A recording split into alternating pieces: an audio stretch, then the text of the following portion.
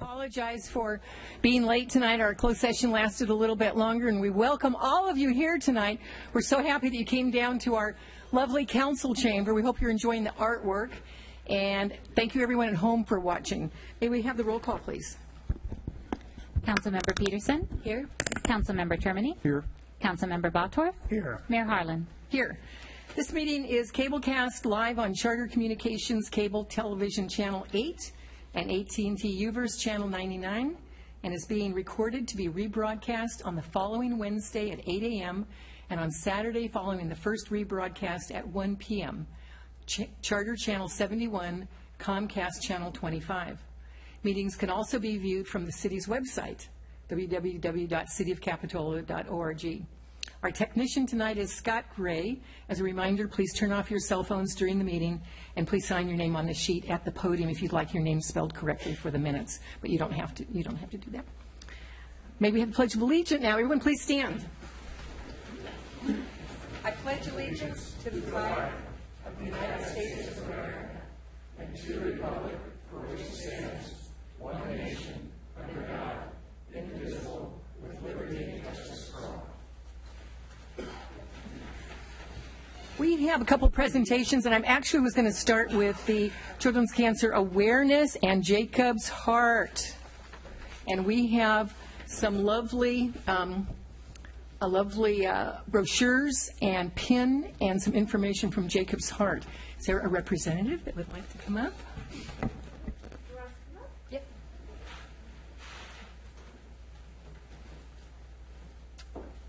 Peter, behind you. Match up.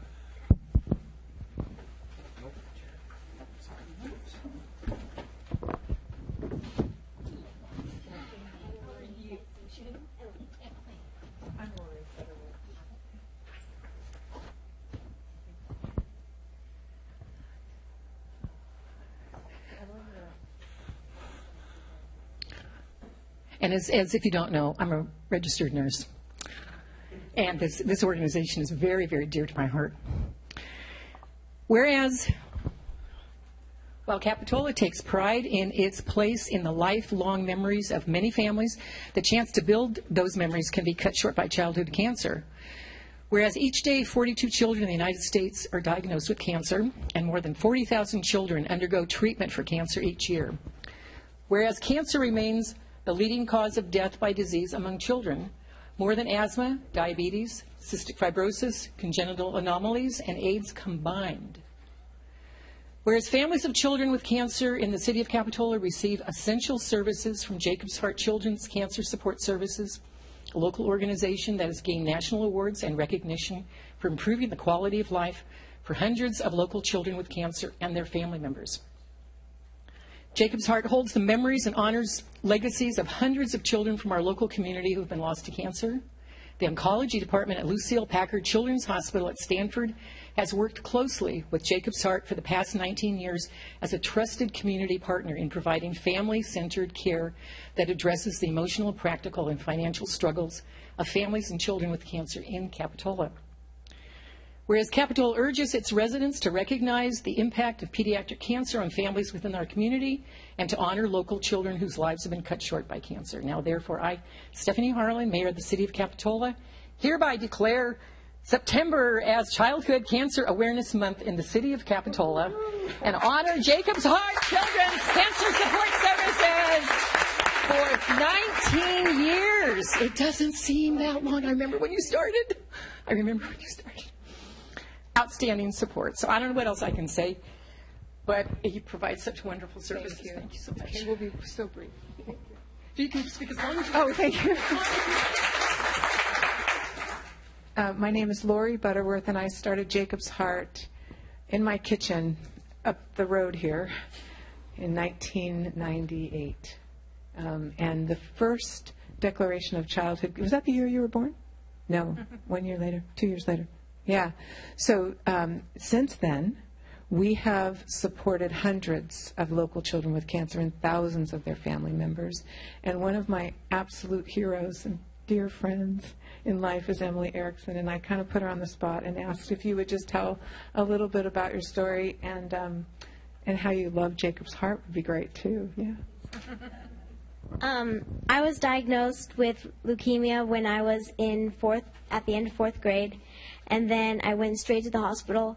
My family didn't know what was going on, and so Jacob Hart was there all the time behind them, and they gave them gas cards and money when they didn't have enough, and they were always there to support them. And even throughout my relapse, they were always behind my family and ready to help at any time.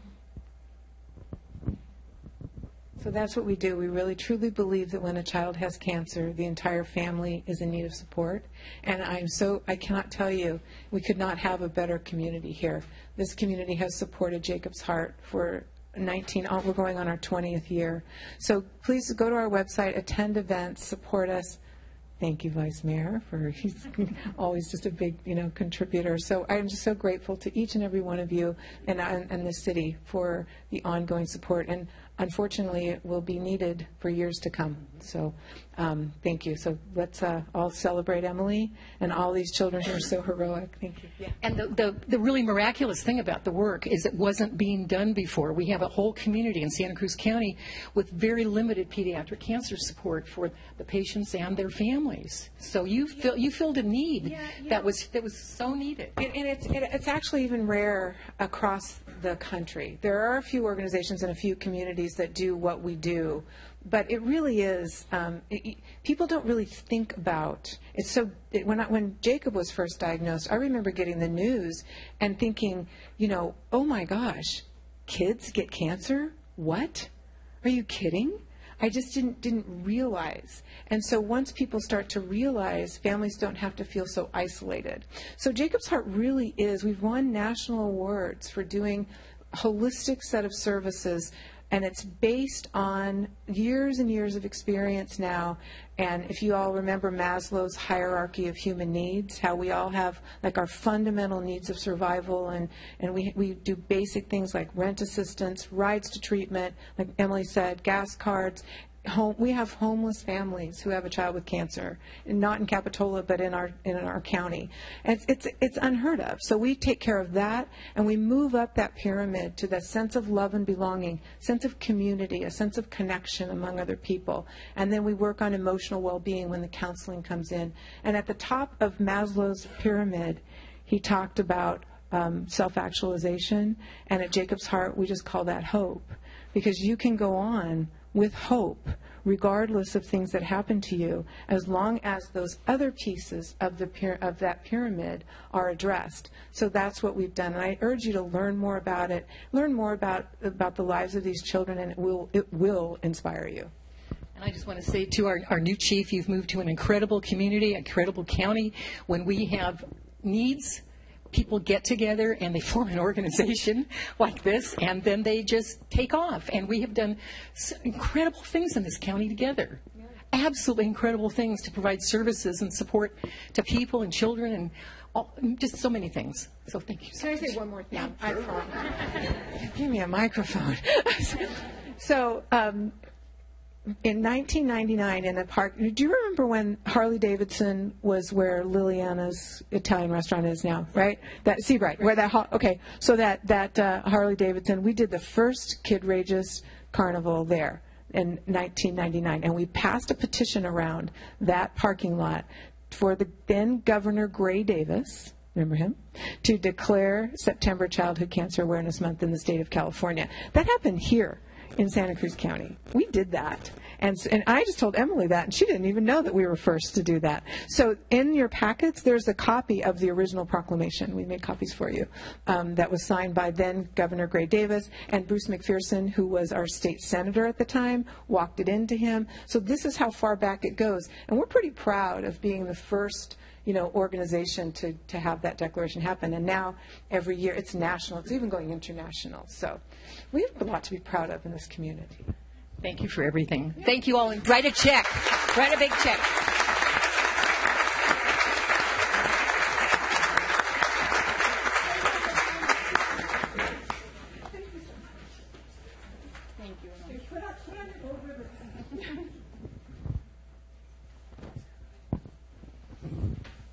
Okay.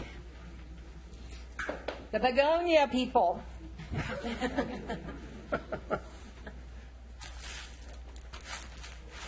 And James Antonelli and Dennis Bobbitt, come up, please, too.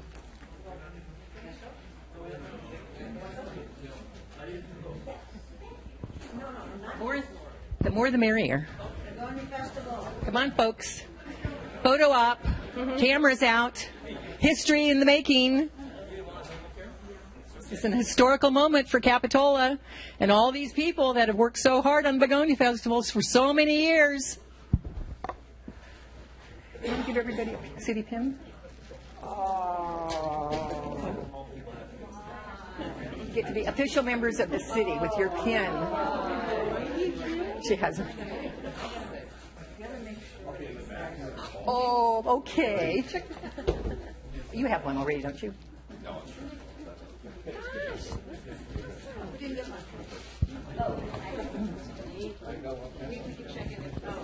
Wait, you're going to get one. I'm going to start out by just asking everyone to introduce themselves. Only Ed Worst. Lori Hill, Presidente. president of the Capitola Begonia Festival. What you once a year?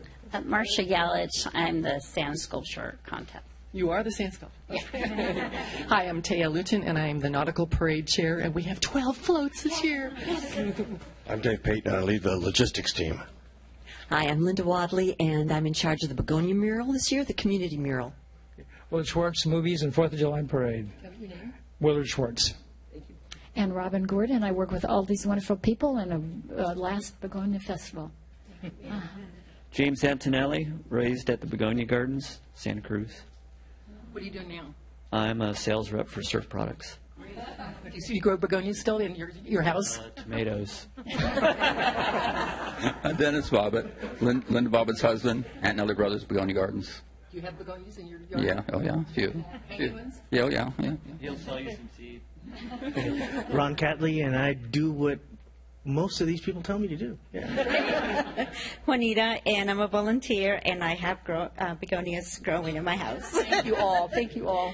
Thank you all. Because we need to know who you are. You have done such incredible work for so long. So we have a proclamation for you, and maybe some surprises later on as the festival gets into full gear pretty soon.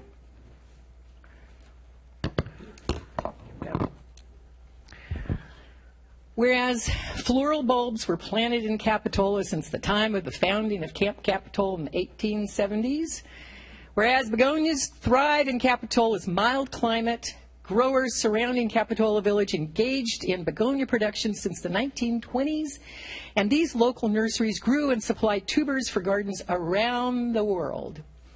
Capitola has enjoyed a tradition of pageants that featured begonia blossoms since 1950 and has hosted the annual Capitola Begonia Festival since 1952.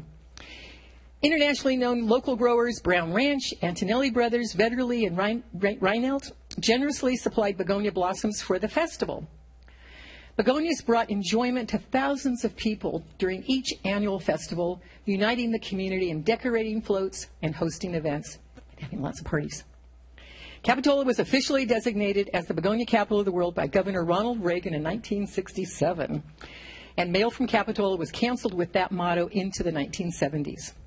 Whereas the city street signs have featured a begonia since the 1980s, now therefore I, Stephanie Harlan, Mayor of the City of Capitola, hereby designate the tuberous begonia as Capitola's official city flower.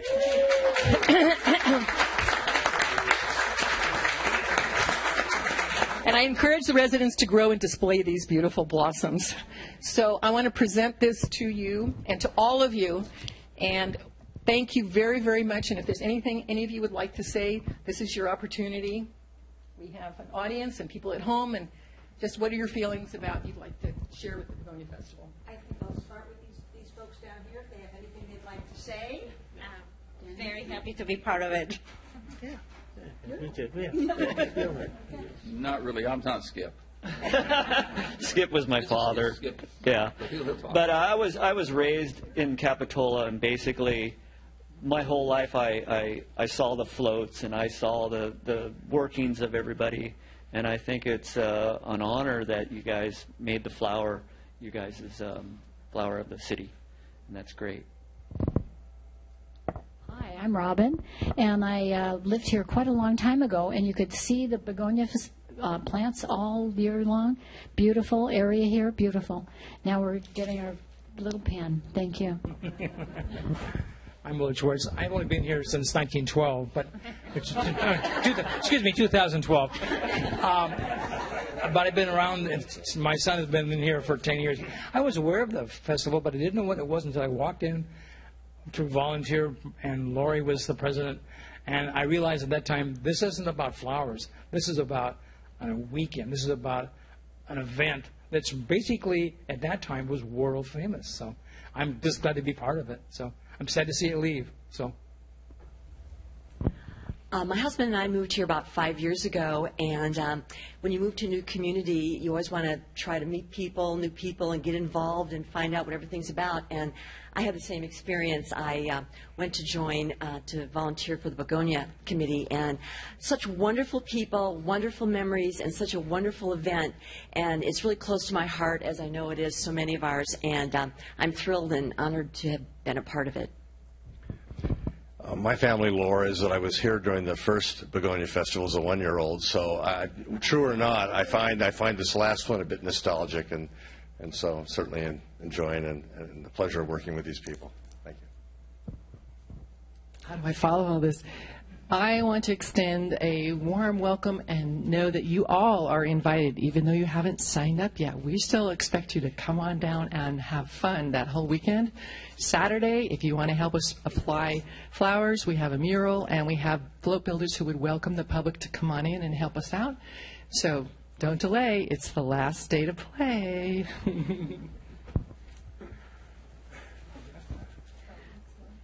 Before I have my closing remarks. I want to acknowledge Carrie Arnone with the Capitola Chamber. They have been great partners with us in the Begonia Festival. And we don't have an office, we don't have a telephone, and the Chamber tends to serve that purpose for us, as well as the warm, welcoming smile. So thank you, Carrie, and the staff at the Chamber for all that you do.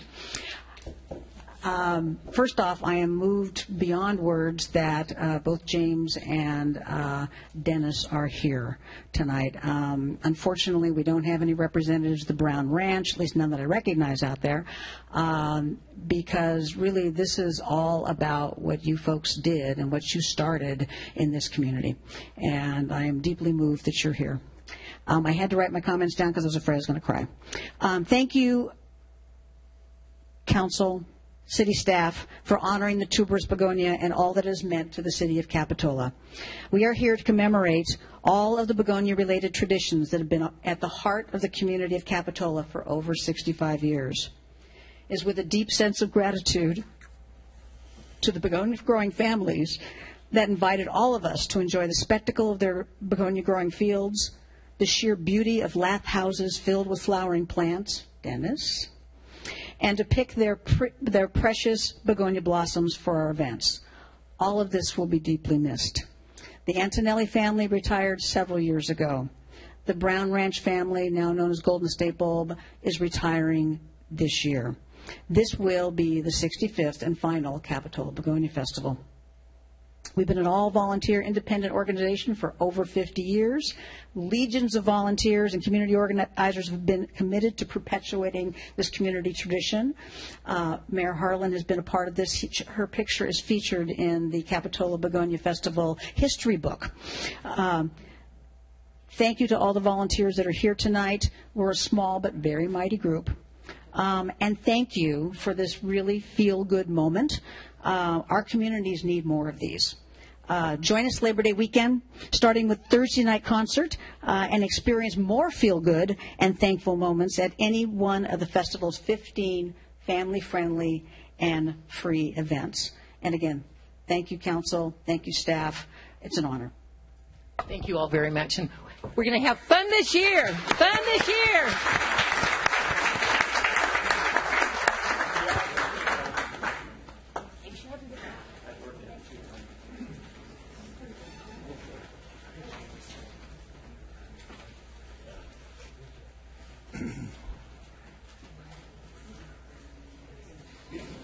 Now we'll have a report on closed session, please. Yes. Thank you, Mayor Harlan, members of the City Council. There were 2 items on this evening's closed session agenda. The first was an item of pending litigation in the matter of the Friends of the Monterey Park versus the City of Capitola, Santa Cruz County Superior Court case number CV16CV01091. In that case, the council received a report from legal counsel and gave direction to staff to schedule a hearing for September 25th, next Monday, the 25th of September, at which time the council will consider rescinding the actions taken by the council at its meeting of June 23rd, 2016, to approve certification of the environmental impact report, approve project permits as amended, and approve a right of entry agreement for a skate park at Monterey Park, and to take further actions consistent with a writ of mandate issued by the Santa Cruz County Superior Court on August 4th, 2017, so that will be scheduled for a hearing at a special meeting on Monday, September 25th. The other item was a liability claim, the claim of Liberty Mutual against the City of Capitola. That item is also listed as 8D on this evening's consent agenda. Thank you very much. Next is additional materials. City Clerk, Linda. We received 5 items of additional materials. 1 for item 8E, an email withdrawing the project application. And for item 9B, there were 4 public comment emails. Thank you very much. Next item is addition and deletions to the agenda. Are there any items? Staff recommends removing item 8E from the agenda as the applicant has withdrawn his application. Would someone like to make a motion? So moved. Second. All in favor? Aye. Aye. Opposed? Motion carries unanimously. Any other additions or corrections? Okay, this is the time now for public comments on anything not on the agenda. If we get to that, when we get to the items on the agenda, you're welcome to speak on anything, even though it may not be a public hearing. If you'd like to speak on something else, please come up, and you have 3 minutes.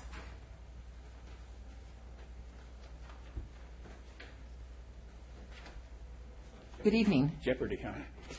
Hi, my name is Ron Hart. Put the microphone over, or you can move it. Right there. I'm not a public speaker. I am now. But I've lived in Santa Cruz area for 47 years, and when I retired, I moved to Capitola. I've worked at Aptos High and UCSC. And my daughter, I don't know if any of you are young enough, Kim Clary, she ran the Capitola Junior Guards for 12 years here, so we're proud to be a member of Capitola. And I just wanted to come and say thank you for your service, to give you some accolades and to lift you up. And I'm a part of the faith community in Capitola and Santa Cruz, and tell you that we're praying for blessings on you, and we're praying for wisdom as you make decisions that impact our whole community. And we just wanted to say thank you. And for the police officers back there, we also are starting a program called Adopt a Cop, where police officers will be prayed for through the community, just for safety, for their families when they go home, we're praying peace over all of Capitola. So I just want to say thank you. Pray harder for the wisdom. Thank you very much. Thank you very much for that. Anyone else like to speak on anything? Then the next item is, oh, sorry. Good evening. Hello. I'm just here to introduce myself. I'm the new congressional aide in Congressman Pineda's Santa Cruz office. So Kristen was lovely enough to kind of train me and help me out there. So I just wanted to say that if there's anything that our office can do to help you in the future, I'm more than happy to be that contact for you, and I will leave my card up here as well. What is your name, please? Sorry, forgot about that part. Taylor Brennis. Great. Have you lived in Santa Cruz before? Yes, I grew up in La Selva and went away for college, and now I'm back home. So. Great. Yeah. So you know the community. Yes. Well, thank you. Come to Capitola anytime. We'll show you around. Great. Thank you. Welcome, Taylor. Thank you. Good luck in your new job. That's going to be interesting. Thank you. Other public comments? Then we'll go on to City Council comments. Any announcements from City Council members? This Friday night, the first movie from Art and Cultural is Finding Dory. It will be shown at the bandstand, so come on down Friday night. What time? I believe it started about 7. Good. Anything else? Or dark, whatever comes first, right? Yeah. Any announcements? Kristen, do you have anything? Nope, nothing tonight. Let's see. Lots of activities going on, so just check your calendar of all the wonderful fun things that are happening in town. I hope you all enjoy these things. City Treasurer comments. Nothing. Staff comments. I think our Public Works Director is going to give us a quick update on a project that's about to move forward. Good evening, Mayor and Council. I just wanted to let you know that the Green Bike Lane project at the 3 interchanges is scheduled to begin next week. The contractor has got all his permits from Caltrans to do that work. And just a reminder, this project is our first project. It's a combination of city funding and the regional Measure D transportation funding. So we'll have some signs out there advertising that, and hopefully they should be starting on Tuesday. Should take them about 10 days to do the 3 intersections. And the telephone company's been around town. They were working on Wharf Road, had that closed. They're working on 42nd today, digging big holes and putting fiber optic cables so people see trucks around it. It's a telephone company right now that's laying lines. Right. Yeah. Right. It's, a lot of fiber going in right now. Yeah. Thank you. Good. Thank you very much. This may also be an appropriate time to let the community know that we will be canceling our September 14th meeting. That we will be lacking a quorum. Several of our council members will be attending the State League of Cities annual event in Sacramento, and so we will not have enough folks to have a meeting, so we will be canceling September 14th and meeting again on the 28th. Great. Thank you very much. Next item is the consent calendar. We've already taken care of E. Would anyone like to pull it for separate discussion? Members of the audience can also pull an item if they'd like to have a separate discussion. Otherwise, we take everything in one motion. They're usually relatively minor items that saves the time than having to vote on each one of them. I have a couple of questions. Sure. So if they want to do that. I can get Public Works Director up here. I have a couple of questions on 8G and 8H.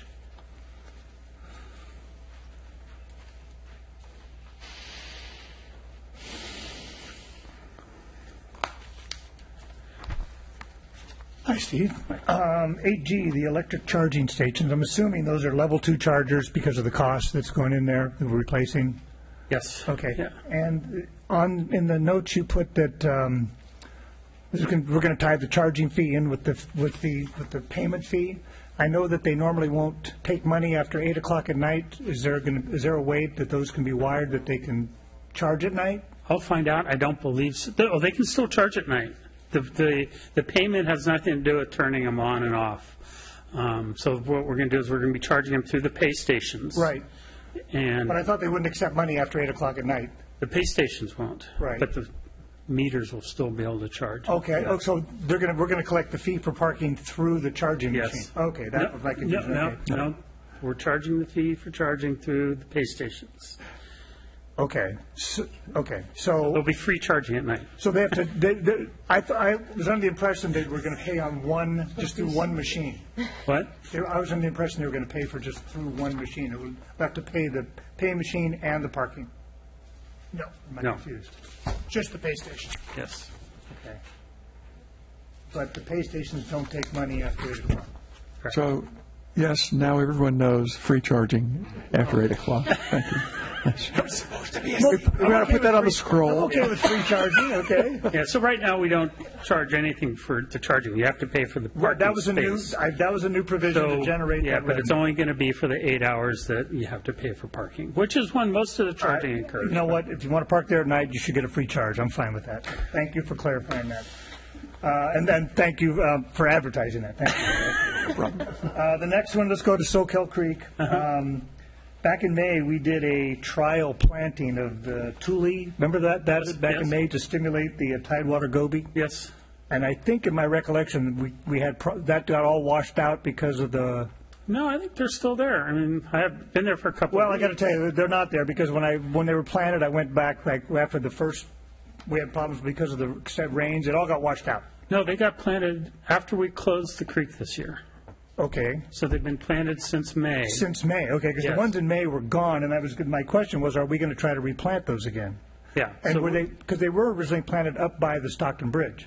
No, these are right under the railroad trestle on this side of the creek. That's where we planted them? Yep, that's Okay. where we planted them. Last time I saw, they were still green. Okay. Because the picture that you had that you sent out on the Friday notes was by the Stockton Bridge. Yeah, and they're not there. So my only thing is I thought that now that we're closed and sealed, it'd be a good time to replant that. And that was my only question. Since the Soquel Creek was on, they're planted. That was my only question. I have a couple of questions. Yes.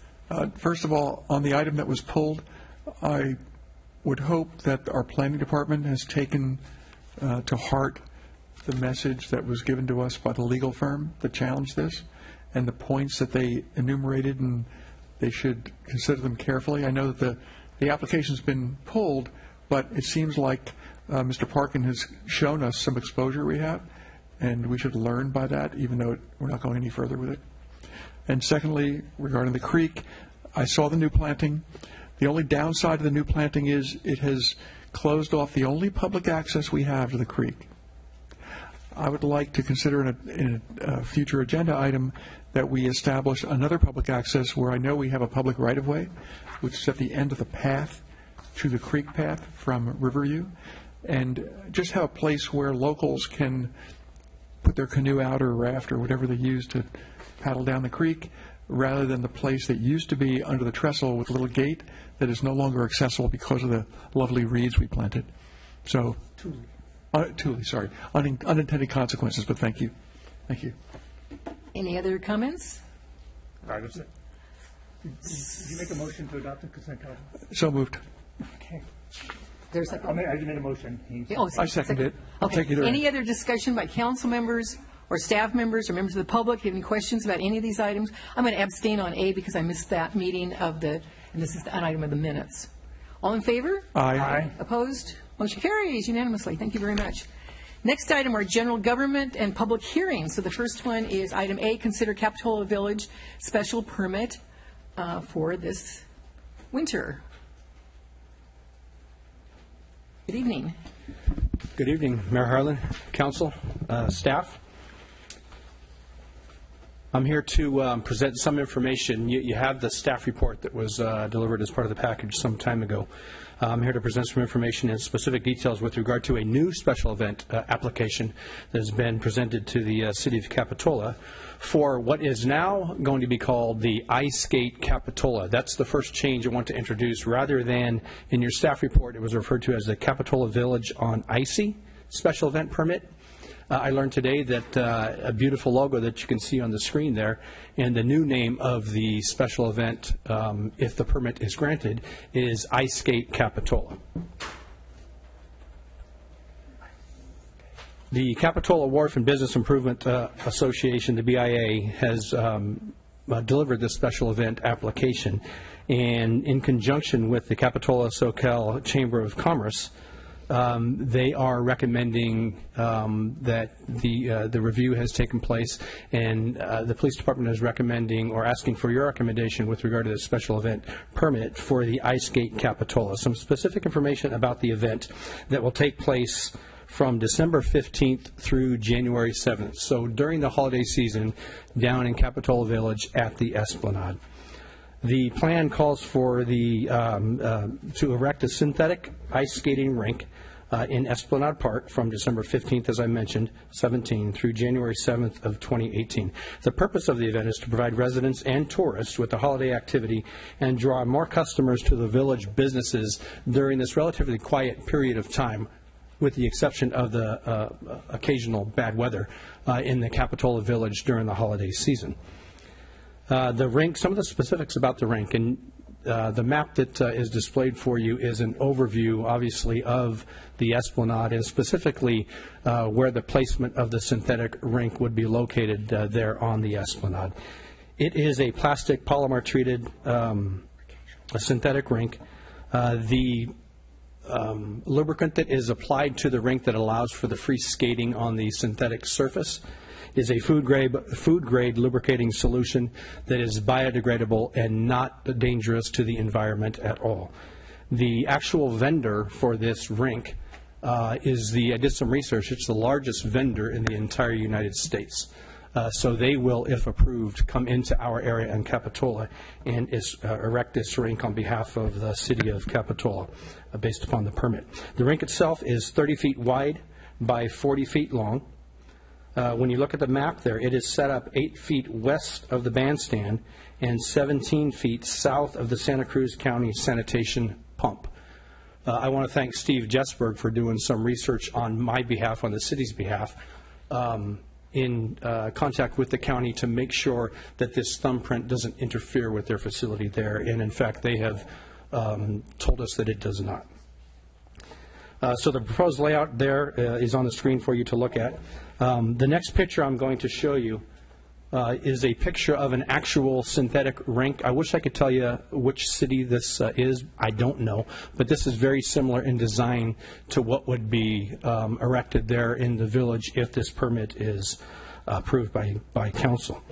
You'll see there that, or within the plan, the idea is to have 29-inch tall fencing around the rink, and potentially or ideally the BIA's plan would be to attract vendors and sponsors who would place their advertisement along the fencing there, which would help offset the cost of the special event from the 15th of December through the 7th of January. The plan also calls for patio lights to be hung on rink walls and spotlights that would light up the rink at night. The skating sessions, 3 of them per day. The times for the sessions would be 10 a.m., 2 p.m., and 6 p.m. So 3 skating sessions per day with a maximum of 40 skaters per session. There would be lighting and music turned on or heard during the skating sessions, but the permit would call, by way of a restriction, the permit would call for all of the music to be turned off by 8 p.m., which is fairly standard for us. Entry fees would be $15, including $5 for the skate rentals.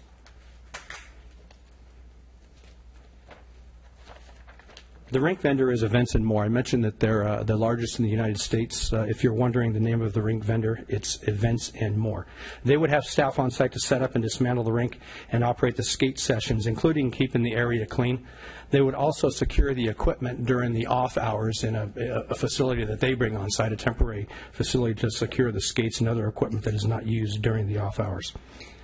The BIA would be billed for any staff overtime associated with the event, in addition to the permit fees. And so there is no fiscal impact on the city. From the police department's perspective, in review of similar events, and there are many of them, not too many, none in Santa Cruz County, and this, in fact, this would be the first one. There are many others during the holiday season in California. It does not draw upon a lot of police department resources, personnel resources. Of course, we would be aware, if approved, we'd be aware of the event, and we would be proactive and visible when needed and as part of our routine patrols during the time period December 15th through January 7th.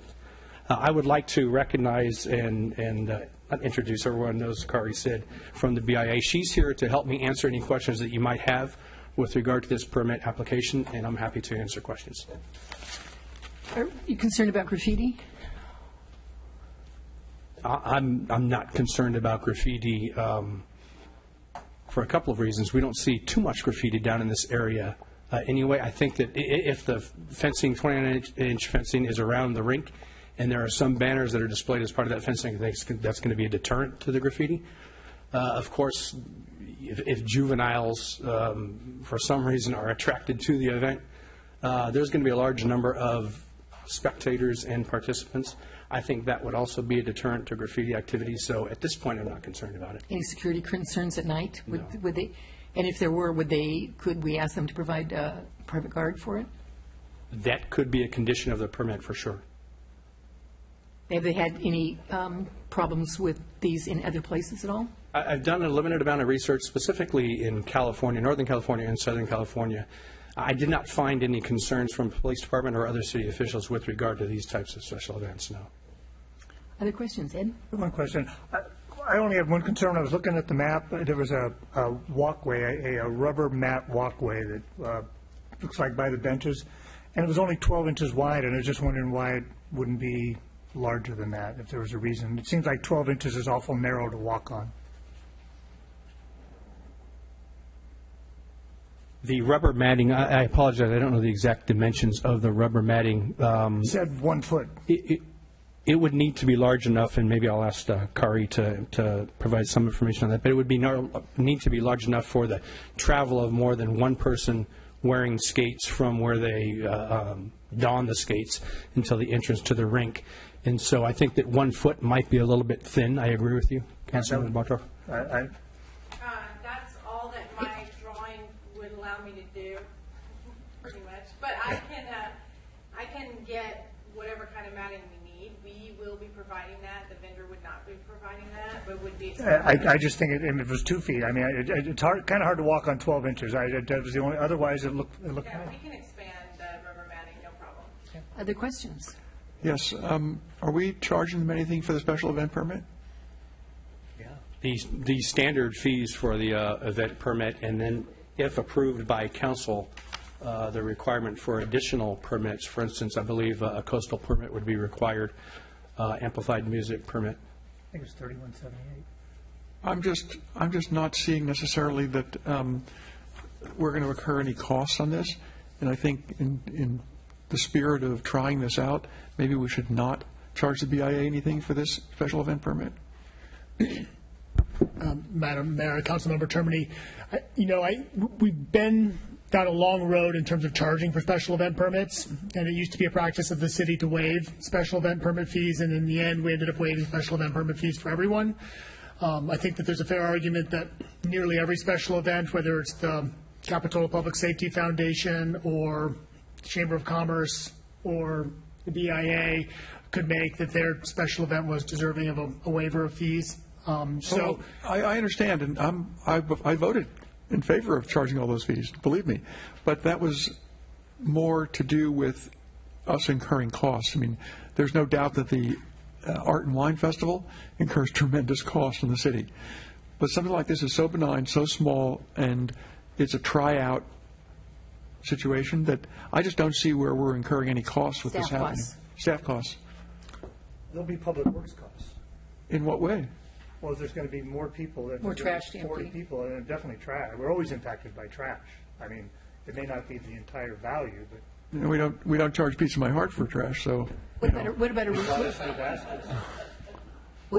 reduced rate? Yeah. I don't know. What do you anticipate is the cost to the city for this event?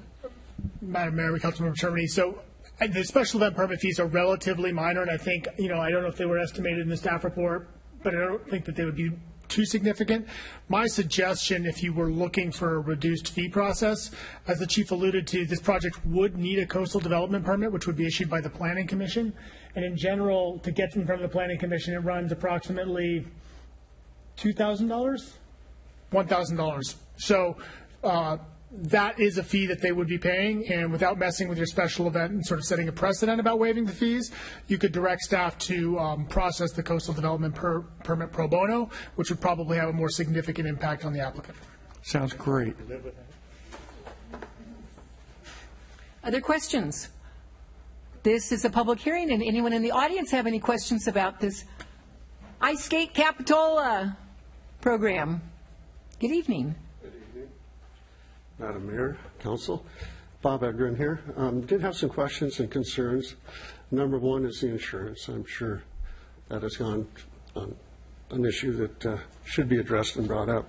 I don't know if the city is liable at all should something happen, and that should be a number one concern. The other concern, or the other issue is, I believe Monterey has a similar program like this every year, and I'd like to find out how they operate it. I've actually seen it. Have you? Yeah, they have it down there at the plaza in the wintertime. Is it synthetic ice? I thought it was real ice. I think it's real ice. Yeah, and it was popular and very nice. It's not by the same company, Events and More. Different? Okay.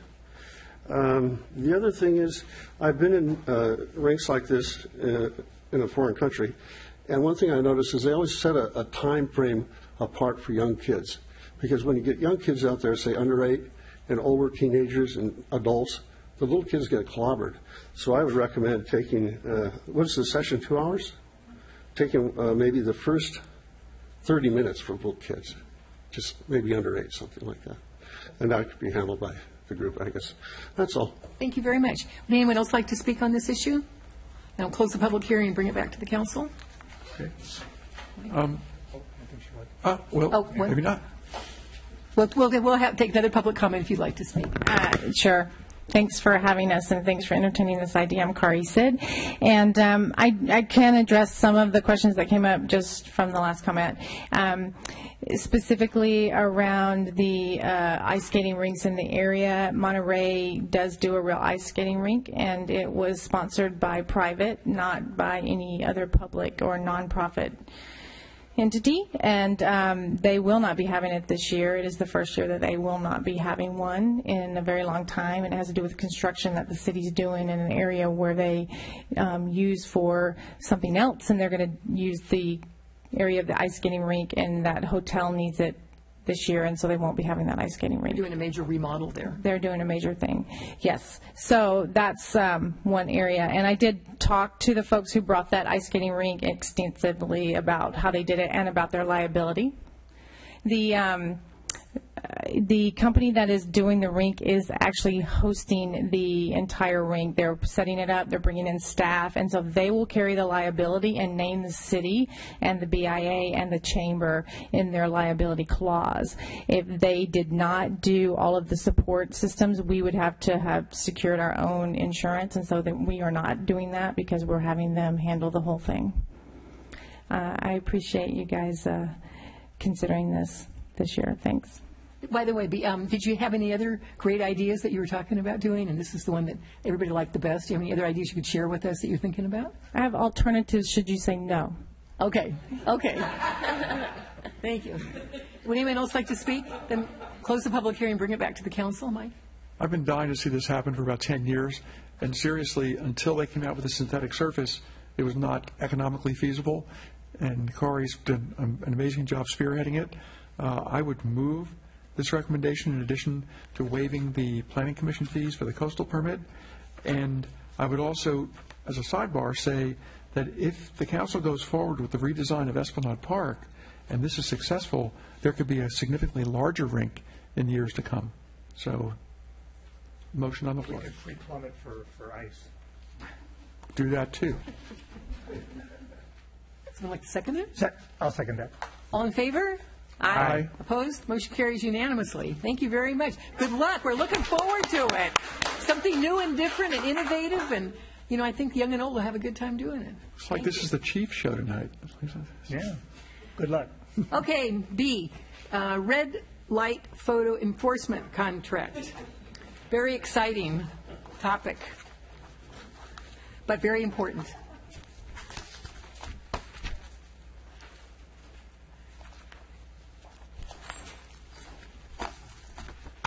Do we have pictures, slideshow? Oh.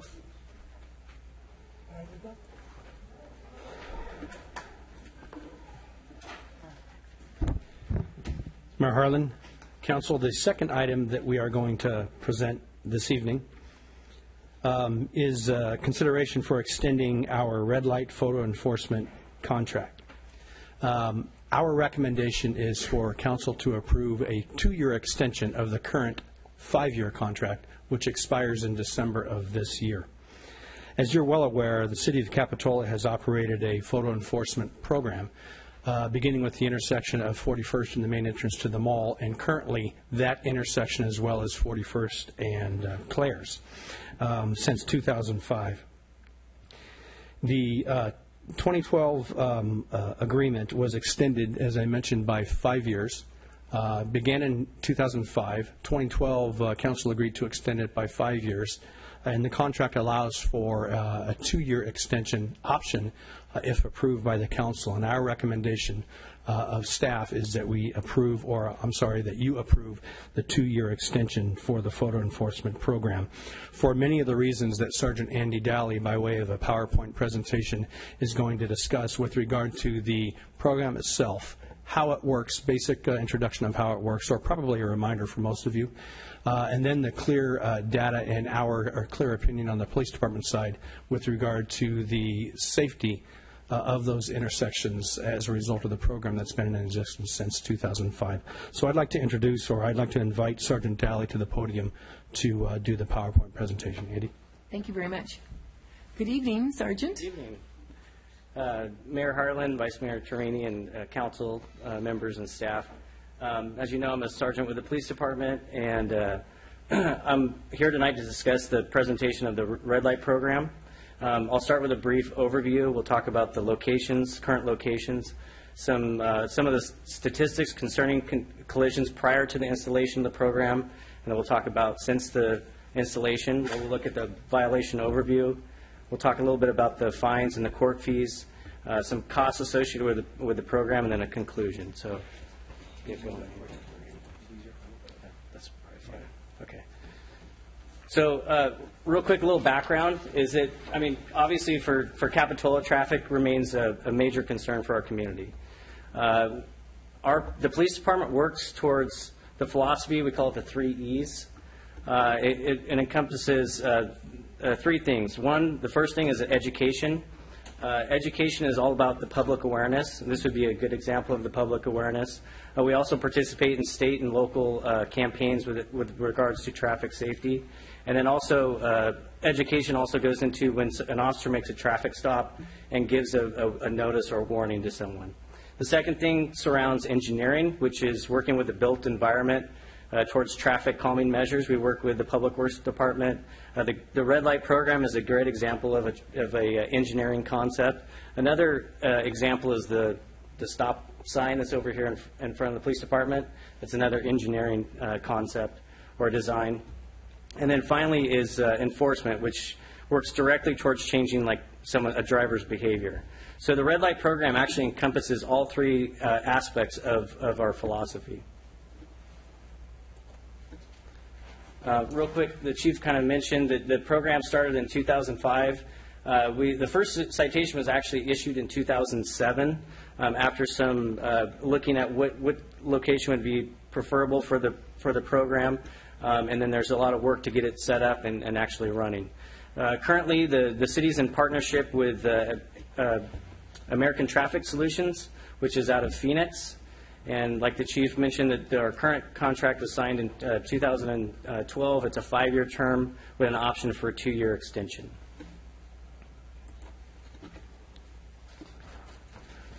Our current program, we have 2 red light intersections. They're the southbound approaches on 41st Avenue. The first one is going to be at Burger King, and so that's the intersection of 41st and Claire's. And then the second approach is southbound approach is 41st Avenue at the main mall entrance.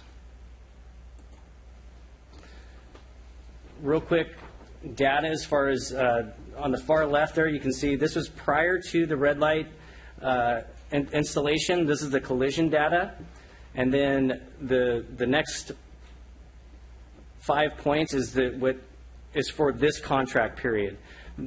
So you can see that prior to it, the collisions were 25 and 19, and now we've reduced it all the way down to 2 to 3. There was a period that there was some higher collisions. I know Public Works did some other adjustments to that intersection as far as right turn, no right turn during a certain period of time, and also the median played a role in that. This data, like I said, represents the current contract. It also, this pattern is consistent with the red light program. So I don't want you to think that it was higher in the years prior, but since the program, it's definitely reduced collisions. During this period, traffic collisions have dropped 74% at the intersection of 41st and Claire's, and 94% at the intersection of 41st and the Capitola and the mall entrance. Is that an average data, or is that just 1 year, that high bar? Is that 2005? 2005 that was prior to. So do we have 2004 and 3? And it was consistently high. Thank you. And that was one of the reasons when we looked at adopting this program is where we'd have the greatest impact. So real quick, this is an overview of what the officer sees when we get a red light citation. Like I said, there's multiple views. So what I did is I enhanced one of the views. And you can see that this is the southbound approach. Burger King's on the left-hand side. And the silver Honda is actually the violating vehicle. Is it light red or green there? What's that? Is Okay, that so right? if you look at the top, it starts with the far upper left-hand corner. It looks at the date. The time, so the date is May 13th. The time is 6:46 p.m.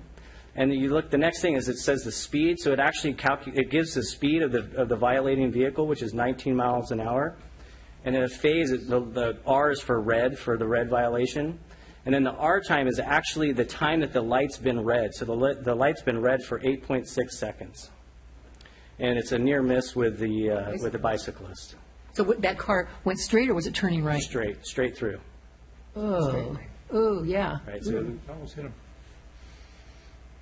him. okay. So that's an example of the citation. As far as California goes, California is a driver liability state. So in other words, the fine is associated with the driver. So we have to take the still photographs are taken by the driver, the front plate and the rear plate, and there's also a videotape of the violation. Citations are sent to ATS. They are reviewed there, and then they're sent to the police department through our computer system, and then they're actually viewed by an officer, and then an officer will decide to issue a ticket or not issue a ticket. Once the ticket's sent, it gets sent to the court for processing and then sent to the driver.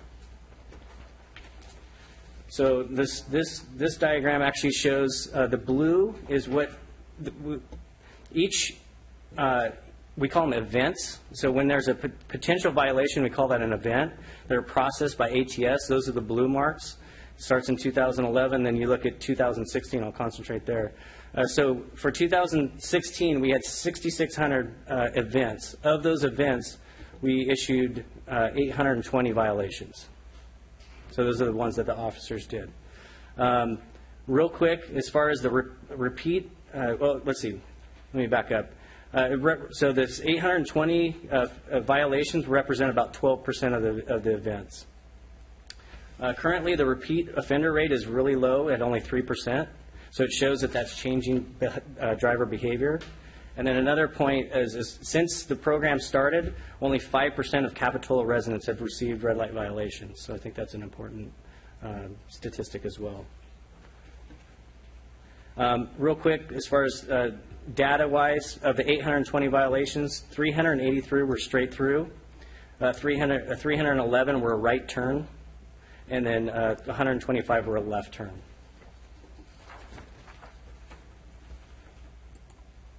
Real quick, as far as the cost of the program, we through ATS, it's $5,100 per approach, so per intersection. We operate 2 intersections, so it's $10,200 plus a $295 fee. So the total per month is $10,495. We're billed biannually, and this is the most important thing, is that we're on it's called a flexible payment plan. So if the city does not receive revenue specifically to red light violations, we do not have to pay. The city only pays what is received from the courts. And then we also back out any overtime costs that are incurred for us testifying or if they review the citations on overtime. To date, we have never, the revenues generated from the red light has never gone over the $10,500. So it's been a cost-neutral program for the city. And it's always a question is how do they get to the fines? So the city does not dictate the fine amounts. That's actually done by the state of California and the county of Santa Cruz. So for a red light violation, it's $496. A red light violation, if the person decides to go to traffic school, it bumps it up to $541. And of that fine, the city receives 30%, which is approximately $147. Like I said, the city does not dictate how much we get. That's all comes down from the state and the county. So the violator has an option to either pay the violation, opt for traffic school. They can fill out an affidavit of non-liability, or they can contest the citation. All the citations are actually, if you do receive a citation, it'll actually come with a photo and then a link to a video so you can actually watch the violation. And then I wanted to just kind of hear this last. So pay attention to a couple things. That you're going to see the traffic signal on the right-hand side, and in the center lane, that's what we want to draw your attention to. So this is a quick setup. This is 41st Avenue entering the mall.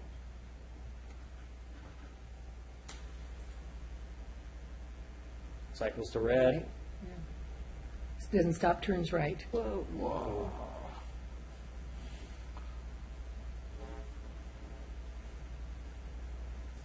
So that's that's the video that you can they can see, and the officer will see as well. So real quick to summarize, the red light program is a vital component to our traffic safety plan. The statistical data supports the fact that it is reducing collisions on 41st Avenue, and so our recommendation is to extend the current contract with ATS for a period of 2 years. And I'm open for any questions. Do we use much overtime in this program? Is it much of a burden on the department or a burden on staff to review these films and send the tickets on? So there's 2 officers that are, the motor officers are actually assigned to review the citations. There is some overtime if they have to go to court or if they have to stay late to review the violations, because we do have a time period to actually approve them in. The overtime actually for this last 6-month period was 0, which is not normal. And so, like I said, there is some overtime, but that's actually backed out of whatever fees that we receive from the court. Other questions? Yeah, could you explain how it's cost neutral again? The $10,000 and going over that, doesn't that all go to ATS up until $10,000? Correct. So how does that cost neutral? So, the fees themselves, only the fees that come from the red light violation. So the city doesn't have to pay out anything. The fees that we do receive from the courts regarding red light violations, if it doesn't reach that $10,500 essentially, that money then goes to ATS. So ordinarily, if there was a policeman issuing that money wouldn't go to ATS; it would go to our county and city. Correct. So aren't we losing that money? I guess it just depends on how you look at it. I don't think we're not losing it. We're not gaining any. We're not gaining anything. I think it was, the program was started when Councilmember Nickel asked for things that we could do that wouldn't take police force resources.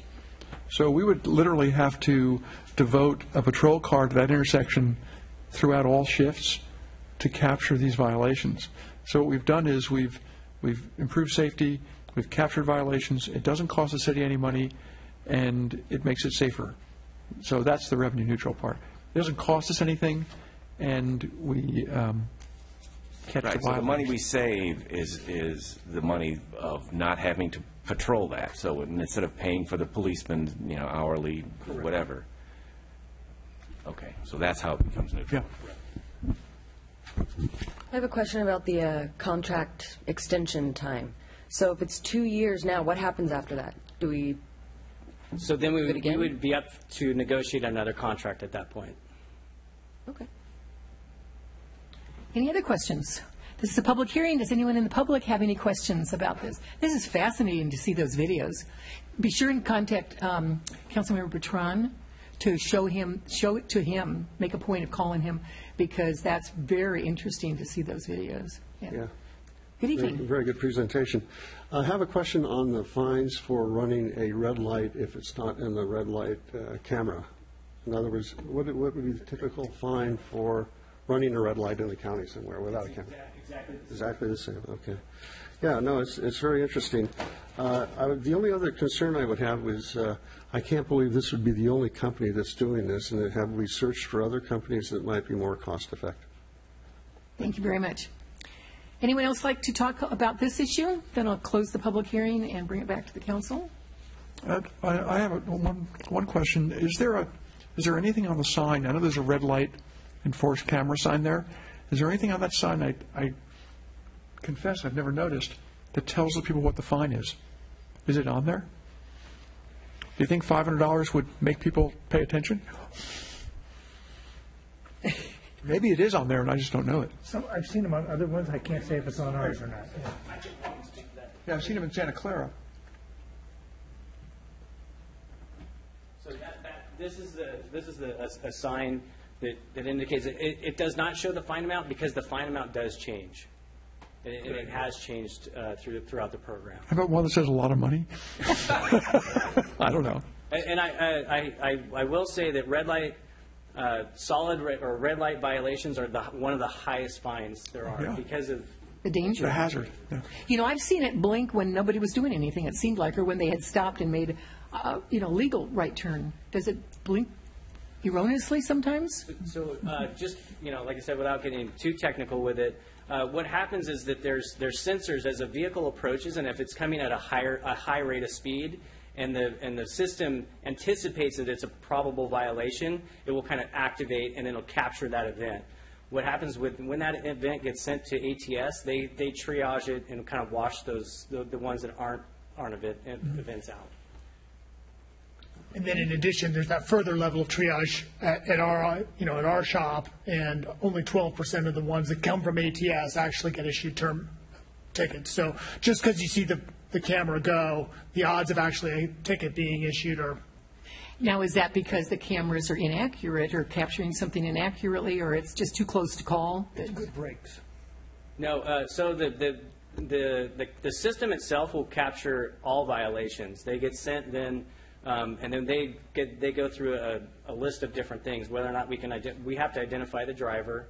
Is the photo quality good enough for court? And then finally, there's a physical officer that will view the violation and determine, and that's where their discretion comes in, whether or not they'll issue a citation. So if it's a slow roll through the right, like a right turn on red, and it's a slow roll and there's no other impact, the officer just through our historical data shows that they will not issue that. Now, if there's something else involved where they are on a cell phone or there's some other impact, like I said, the officer case by case looks at them and then will decide whether or not to issue.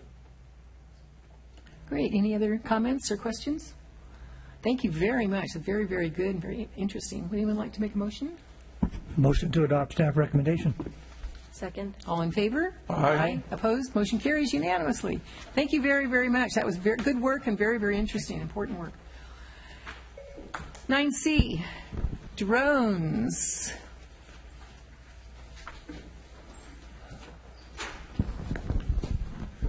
Good evening, Madam Mayor, City Council. Good evening. So over the past several years, unmanned aircraft systems, or more commonly known as drones, have become increasingly popular, and the industry's experienced an expanding market and skyrocketing sales. Drones have many common applications these days, most notably in the military, commercial applications, municipal agencies for a variety of public safety and inspection services, and then probably the biggest or the fastest growing segment in the recreational market. Just to give you an idea of the growing popularity, in 2014, there was approximately $609 million market for drones. That's anticipated to grow to $4.8 billion over the next 4 years. This past holiday season, they estimated that approximately 1 million drones were sold as gifts for the recreational models. Retailers like Amazon and Walmart are exploring using drones for commercial services to deliver packages. And then there's also a growing number of federal, state, and local agencies who are using drones for public safety and various aerial surveillance purposes. The increased popularity, though, however, has created a number of issues with drones. There's been near-miss collisions with other aircraft and the drones. There's been interference with emergency services like wildfires or other traffic incidents. There's even been a couple incidents of drones landing on the White House lawn and on other secure spaces. And then the incident we hear most often is invasion of privacies, with drones flying over beaches, swimming pools, or trying to peer into the windows of residences. In response, a lot of agencies in California and across the country have considered or are adopting regulations to control drone usage in their jurisdictions. So in terms of drone regulatory authority, the military and commercial drones are regulated by federal agencies, generally the FAA, and the military ones by the DoD. Recreational drones are where we as a local agency could get involved if we wanted to. The one thing that we would have to steer clear of is that any local regulations may not preempt or conflict with adopted FAA rules. Some agencies as well have been adopting policies or ordinances to establish rules to use municipal and public safety drones for their own purposes. So there's a lot of approaches that have been used to regulate drones, all the way from an outright ban to using recreational drones in a jurisdiction to more limited restrictions. Some of the common regulations that we encountered during our research were limiting drone operations to daylight hours, prohibiting any kind of interference between drones and emergency service operations, banning operations beyond the line of sight of the operator so that the person that's controlling it is actually can be seen from where the drone is flying, requiring permission from private property owners to fly over their property, prohibitions of flying over designated public spaces like beaches or an amusement park, and then restricting how close drones can fly near the general public. As you may be aware, the City of Santa Cruz is currently evaluating some of these very issues. They're looking at regulating recreational drones, and the fire department simultaneously is reviewing options to adopt an administrative policy for municipal drone usage. In Capitola, drones have not created a significant problem. The police did run a report for total calls of service over the last 2 years. There were 11 calls of service. 8 of those were last year, 3 in the previous year, indicating there might be growing concerns as we get more drones in our skies. Most of those relate to privacy concerns, again, flying over private property or public spaces. And 2 of those calls were simply inquiries asking what the city or how they regulate drones. A few pros and cons for you to consider as you debate whether or not the city of Capitola should pursue a drone ordinance or regulations. Some of the pros are that it would establish well-defined rules for citizens that want to use drones in the city. We could certainly address any concerns we have with public safety and privacy, and it would enable us to issue citations for people that use drones improperly. Some of the cons are that there's some ongoing uncertainty with how the federal government and state regulations will evolve to regulate drones. The FAA, a number of years ago adopted new regulations for drones. Those have since been overturned by Supreme Court, and so there's a lot of uncertainty with the regulatory framework that will be coming at the federal and state level. There are the preemption concerns I touched on earlier to make sure that any local ordinance does not overreach and encroach into the federal regulations.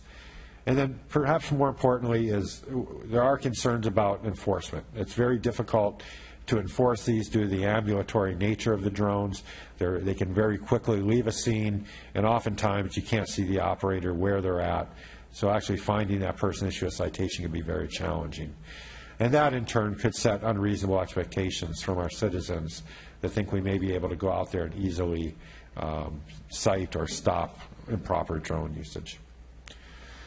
So that concludes my presentation. I'm available to answer any questions, and the police chief is here to assist as well. Thank you. Thank you. I'd be curious to know how many people around town have seen them, but they didn't report it or ask a question about it because they didn't think about that. I wonder how many we really have around town. Questions of council members? Mike? Besides Santa Cruz working on this, is anyone like City of Monterey, Seaside, Marina, any other coastal cities come up with anything?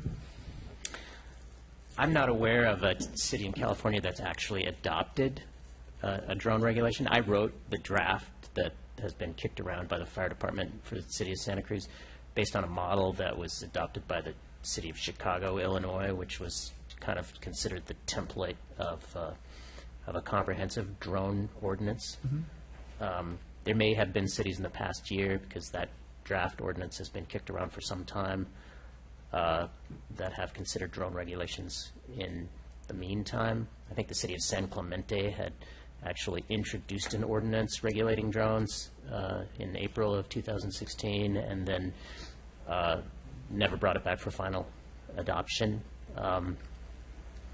So I don't think there's a lot of good precedent. Santa Cruz is a little bit unique in that the boardwalk has expressed a particular interest in having drones regulated, particularly in proximity to their moving amusement rides, and so there's a particular public safety concern with respect to that, and that was part of the impetus for at least bringing the draft or preparing a draft, but it hasn't been presented to the City Council yet. Thank you. Other questions? This is a public hearing. Would anyone like to speak on this issue of the city considering developing a drone ordinance? I'd like to speak. Oh, yes. As a member of the public. Yes.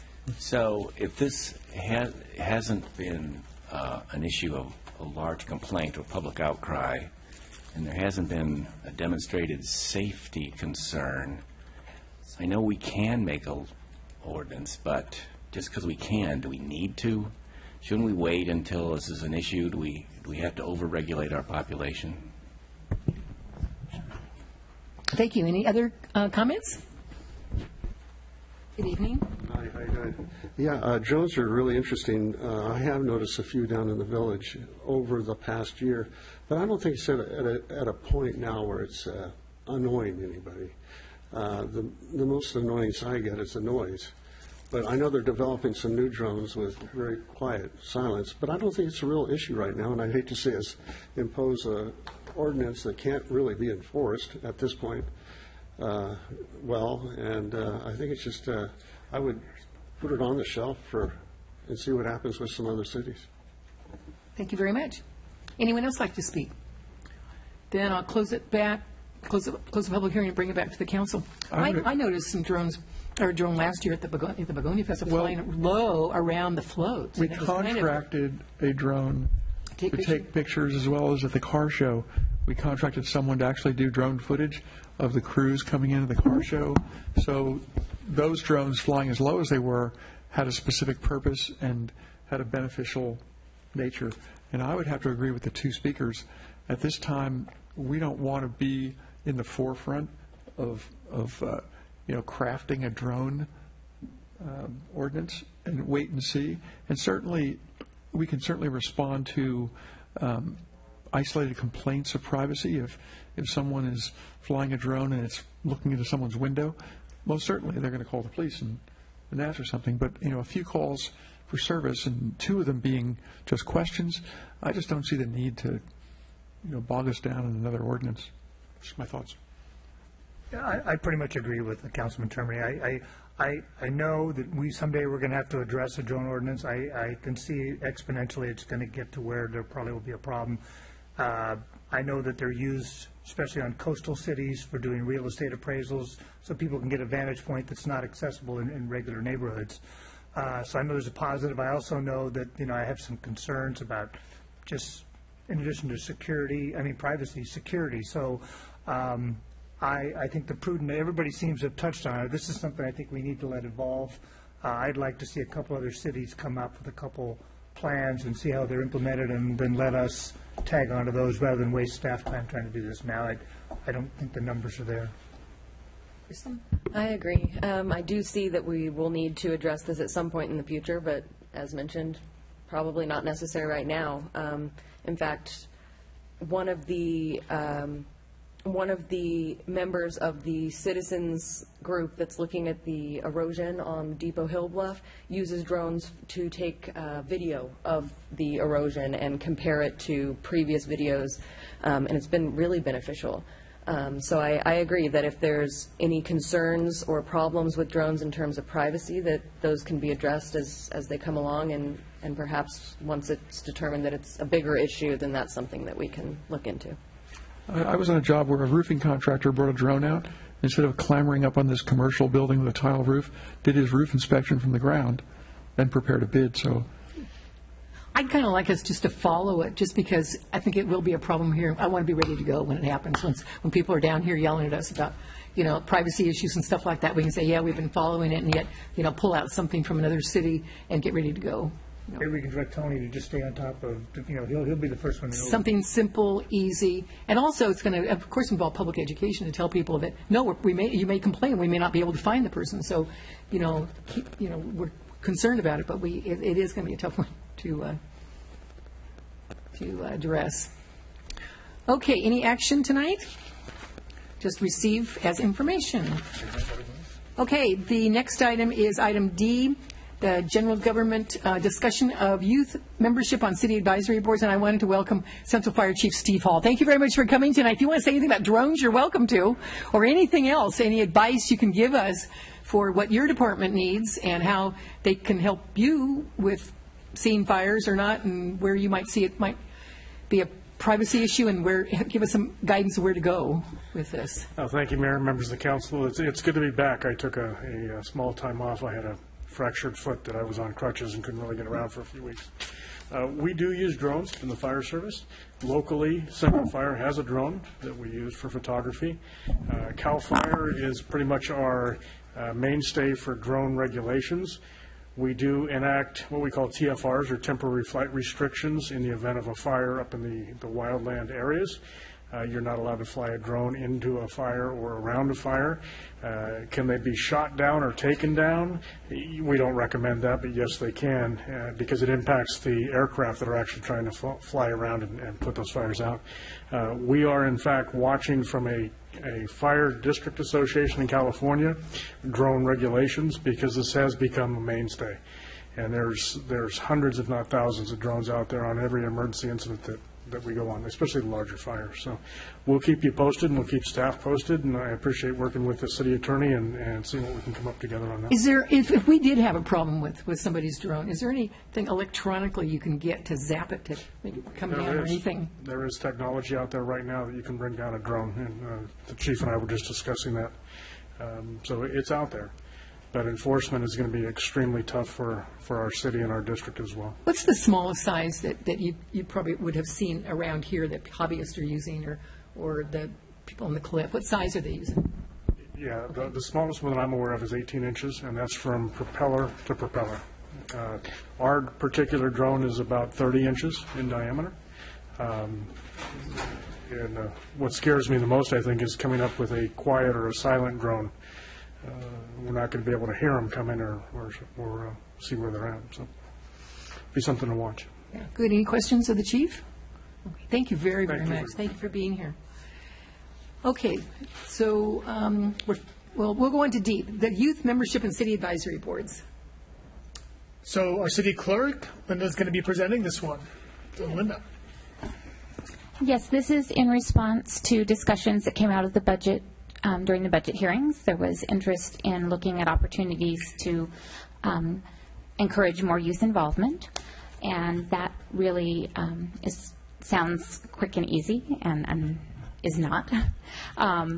We currently only have one board that specifically allows for student members, and that's the Commission on the Environment. The thought in expanding those opportunities would be to come up with a consistent approach and apply that to any body that the council felt was appropriate. As I spoke with or reached out to other cities and asked about their approaches, noted that there are best practices also for working with juveniles, and there are requirements that come into play for staff that are overseeing something that has under 21 age members. So what we're going to walk you through is some of the issues that we have identified and would like to get direction from you. So this is the 8 primary advisory bodies that we have. 4 of them are established by ordinance, and 4 of them are established by resolution. You'll notice there are asterisks on that. The ones with asterisks are ones that staff would say could be considered as possibilities to add a youth member. At this point, we would not recommend either the Planning Commission or the Arkansas. Planning Commission is something that's defined by the state as well as our own ordinances. And we really don't feel like there's a place that a youth could really participate and have a meaningful role. The others, it is a possibility. What we would have to do with the two that are ordinances, they have bylaws, so we would have to revise their bylaws. That would go first to those bodies. They would vote on it, and then it would come to us, or to you, the city council. The others that are resolutions, we would then amend those resolutions. And so what we're looking for, if we had a policy, is a uniform way to make those amendments. And that would be the next piece. Sorry, I'm not the... You're on. So, in addition to asking you which bodies you feel are the best options for adding youth, we would like to know what are you considering a youth.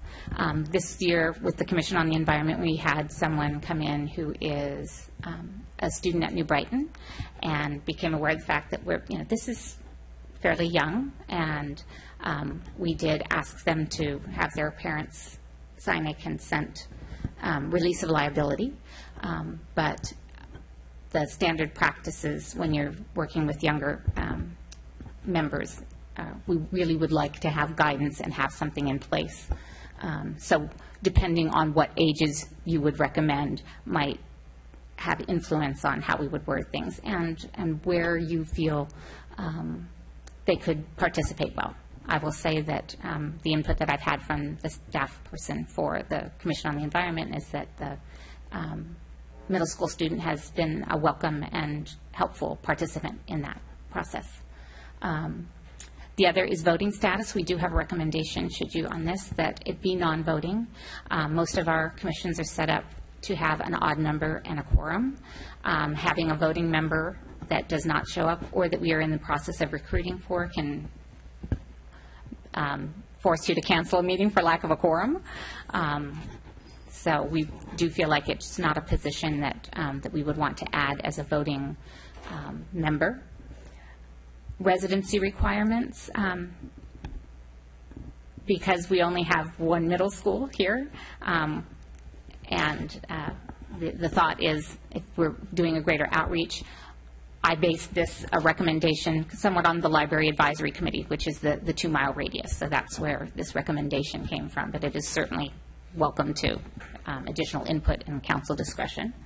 And then for the length of the term, our committees have multiple terms, and one of the things I found, some of them do not have a term length, but I would recommend only a year, with the option, if they wish to return and reapply, that they could. But it feels like with for a student and a family to commit to more than 1 year, schedules change so drastically from year to year that it might be harder to recruit if you're looking for a multi-year commitment. So that is the rationale behind the 1 year. And we also feel like because they have their schedules established more around the school year, that it's probably most appropriate to recruit at the beginning of the school year when they have a sense of how much time they have and when they would be available. And then, as we mentioned, there are the issues of working with juveniles. Live scan fingerprinting, this is something that most of the cities responded to me that they do require, that the staff in charge, and in cases where they have an actual youth commission, any adults working with them would be live scanned, just to be certain that you know the background of the people that are responsible for the juveniles. There's also the state of California has mandated reporter, which means that you must be trained to recognize and report signs of child abuse and neglect. This is something that all of our police officers have, that we do with our recreation department, but this is something that, as a best practice, may be something that we should look at for the staff if they are regularly working with youth on their commissions. And then the issue of meetings that end, like as this one, later at night into the dark, clarifying the release of a student. If you've had children and you know that you've often signed and said, I'm picking them up, or just whether it is something that we want to define when the city is no longer responsible for that youth person? Is it when the meeting ends? Do the parents need to come and pick them up and sign them out? So that's something that we would also like your discussion and guidance. So we have a couple options.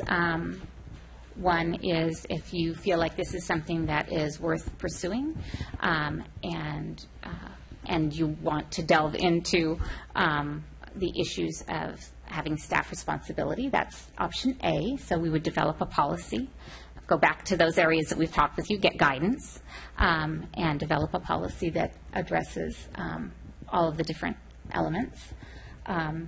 B is kind of the Hail Mary of, if a parent's there, we don't have to deal with that second slide of the responsibility for the live scan, the mandated training, that kind of thing. And C is if you feel like you may want to see if there are other options. Staff could go out and say, see if there are other possibilities. So at this point, we can go back to kind of start with the broad strokes of A, B, and C, and from there work to specific direction. Mike? If we do go with the live scan, is that everyone on the commission has to have that, or just the staff member? Staff. Staff only. That's true? Yes. Okay. Other questions? I have several questions. Go ahead. Okay. What would, if we're talking about non-voting youth members, are they still need to be Brown Act compliant? Do they still need to fill out the Form 700s if they're not going to be voting on anything? No, if they're a non-voting member, then they would not have to. And part of the commissions that we are recommending tend to be the most of them, though we are looking at the possibility that the museum board may need to do Form 700. So if they are not a voting member and they do not have an influence on a vote, then they are not required to do those reportings. Okay. And do we expect do we have any estimate of what the costs might be for additional live scan or mandated reporter training? So the training I think we can cover within our existing, we have sort of training subscriptions, if you will. So it's really just staff time to sit through the online training. I think council members are familiar with those. Running the live scan and then having it update every year, it's a relatively minor cost, probably $100 per employee that we do that for. And I think we have, each commission has a dedicated staff person. So if we were to select, say, 3 of the commissions, it would be about $300 a year, I think, probably to keep the live scan active. Okay. Have staff weighed in on this, like without naming any names? Has anyone provided, that sounds like something we're okay with, or that's something we don't want to deal with? We haven't heard any objections to it. The city began, so most of the employees that the city has today were live scan when they were initially hired. What we haven't done is continuous updates. Maybe 1 or 2 employees who could be affected by this who were hired prior to that, but we haven't heard any objections. It takes 2 minutes to do a fingerprint. I had to do it as a nurse. It's not a big deal. Yeah. Those were my questions for now. Okay, this is a public hearing. Would anyone like to speak about this issue tonight? Then I'll close the public hearing and bring it back. Mike? This is a tremendous idea. I'm far less concerned with the live scans than I am with having a minor in our care and waiting for the parent to come and pick them up. I think that's the part that makes me a little nervous. And having been a Little League coach and, having Little Leaguers gathered around me as I parse them out to the people who I had a reasonable, knowledge that they were the parents, it gets scary. So I kind of have a tendency to lean towards B, that the parent accompanies them to the meeting. And I would add another level to this. I think something that we miss, and we've always missed on Planning Commission and City Council, is having 1 or 2 youth nights a year where the middle school sends a student government representative to sit next to each council member throughout a meeting. Same thing with the Planning Commissioner. I think it's a great experience for them. Shadow them for a day. Shadow them. Well, perhaps meet during the day before the meeting as we prepare and sit in on a meeting with us. I've seen that happen in many cities. It's really beneficial. And I would also say that if we were going to do that, our radius not necessarily be 2 miles, but let's just say the Capitola Soquel Elementary School District, and leave it at that. We didn't want to leave any homeschooled students out of the option, so. And/or homeschool students, sure. That's where the radius was. Okay. But, like I said, that's like one more level with the shadowing at a meeting. But I think that, in my opinion, B is the solid way to start this. Because I'd hate to eliminate a whole segment of the youth by saying they have to be over 18. That's just high school seniors or people like Cabrillo. That's not getting what we're looking for. I know, but that doesn't give them the independence to go to a meeting and participate there. I would think that with part of the application should be some sort of a form with the parents that this is required, that you have to take this child and pick them up in a timely manner, and if this doesn't occur, then they will be kicked off the commission, because we have to have a safe system. Well, I was just trying to eliminate both issues, the live scan, which I'm sure no one's objected to, but it is a level of personal intrusion for staff, and B would eliminate it. They don't necessarily have to sit in the meeting with them. They can be present, in the building. Does that eliminate? But nothing else is open in the building, for them to do. I don't know. I mean, I think Michael has raised some good points. I mean, I would note that no one on our administrative staff was hired because of their skills in working with youth. We have people that do that in the recreation program, but it certainly... I think Larry is like perfect. We do have some people who are very good at it who may coach in their spare time, but I mean, it isn't necessarily in folks' job description. It falls under other duties that's assigned, right? So you do, on option B, you do nicely sidestep that issue. You sidestep the issue of, who's responsible for the child. So it is a relatively elegant way to do it. Mayor Harlan's point, though, that you're not giving somebody independence to participate, I think it's a fair point. Well, same thing. You ask them to come to a meeting and not vote. Who wants to do that? But I'd like to hear from Kristen, because this was your idea, so I'd like to hear your vision of what you would like to see here and how you think it could work. I'm happy with the idea of option B. I think it is going to make it a little bit more difficult for people under 18 that want to do it, because then you have to convince your parents to essentially come to every single meeting that you're coming to. But I completely understand the reason for doing it, and it makes it easier on staff. And for now, I can understand why a youth would be a non-voting member. I think that they get a lot of experience, and just part of the opportunity to be a part of it, I think, could be exciting to some, I hope. Those are my thoughts as of now. I agree that option B would be... What would you recommend? What would you like to do? Of these options? Yeah.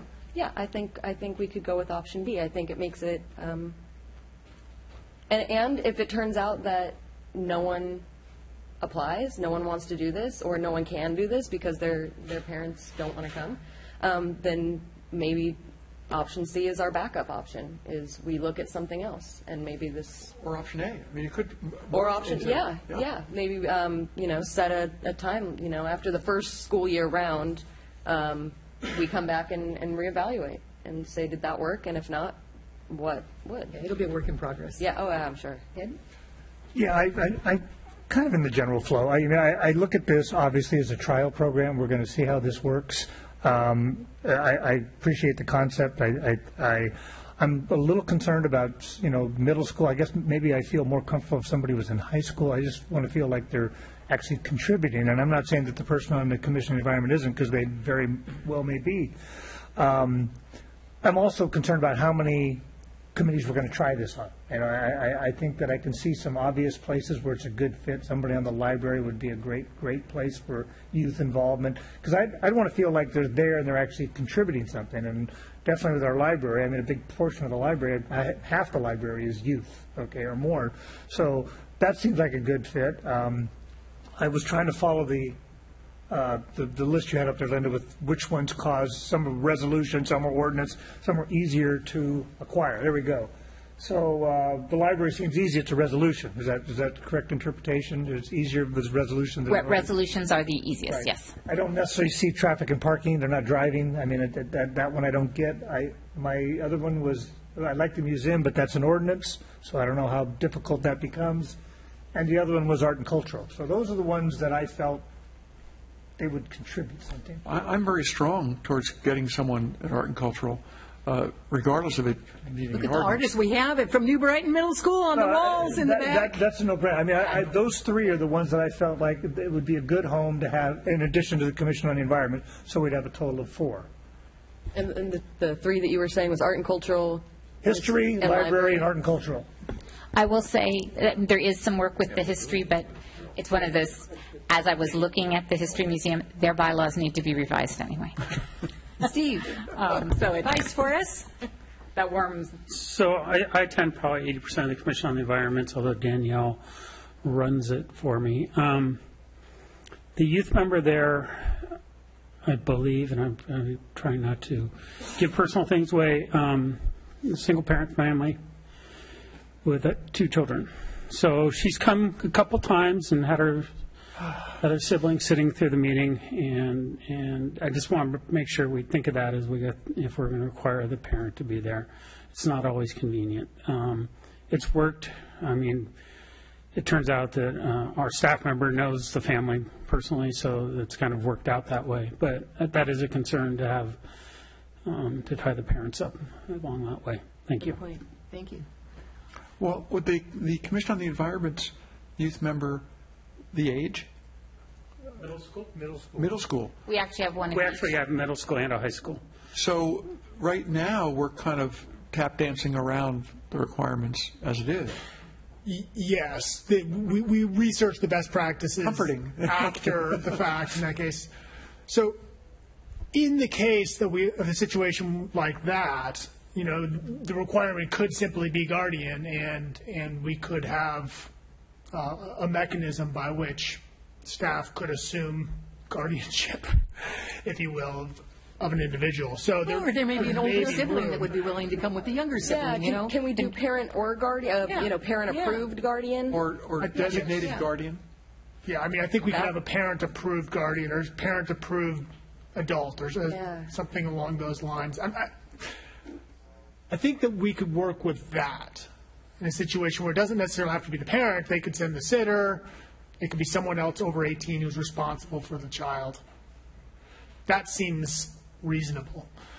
And it may be that with art and cultural, we may be able to just amend the bylaws. We may not have to touch the ordinance. I'm not sure. We have to go back. I believe so. Yeah. I'll tell you, I'm in favor of all of them, with the exception of parking and traffic, which I wouldn't, visit upon my enemies. I'm sorry, Nels, if you're watching.